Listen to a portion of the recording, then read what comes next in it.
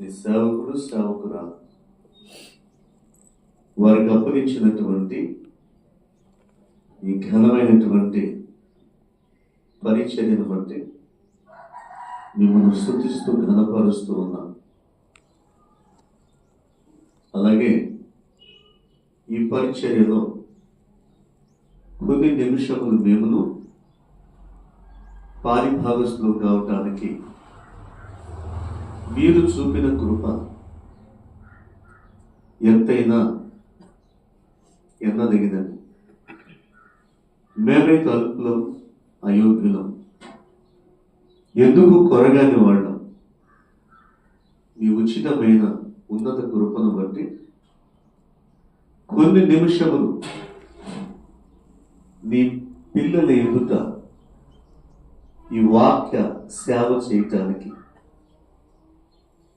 ఈ అల్పునికి, అయోగ్యునికి శక్తిని, సామర్థ్యమును, సమయోచితమైన జ్ఞానమును, మాటలను మీరే సమకూర్చి ఇచ్చి, ఇదిగో నీ పిల్లల హృదయములలో నీ వాక్యమును నింపండి.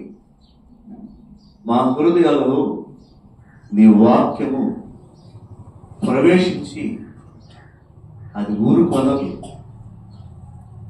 నీ వాక్యము కనుక మా గుండెలలో, మా హృదయాలలో ప్రవేశిస్తే తప్పనిసరిగా ప్రతి ఒక్కరిని, ప్రతి గుండెను మండిస్తుంది. నీ వాక్యము చేత గుండెలు నింపబడి మండి మండుచు ఉన్న హృదయాలతో ఈ స్థలా నుంచి వెళ్ళినట్లు కృప చూపండి. చేరువచ్చిన నీ పిల్లలను, ఇదిగో మీ సేవకులమైన మమ్మలను మీ హస్తాలకు సమర్పించుకుంటూ మీ స్వరము మాత్రమే వినిపించి మీరు మాత్రమే మాట్లాడి నీ సత్యముతో నింపమని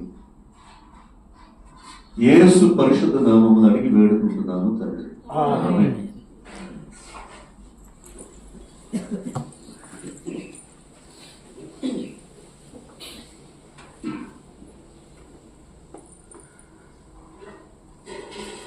క్రీస్తునందు ప్రియమైన దేవుని బిడ్డలారా, సహోదరి సహోదరులారా, చాలా జాగ్రత్తగా వినాలి. చెప్పేటప్పుడు తల పైకెత్తి నా వైపు చూడండి.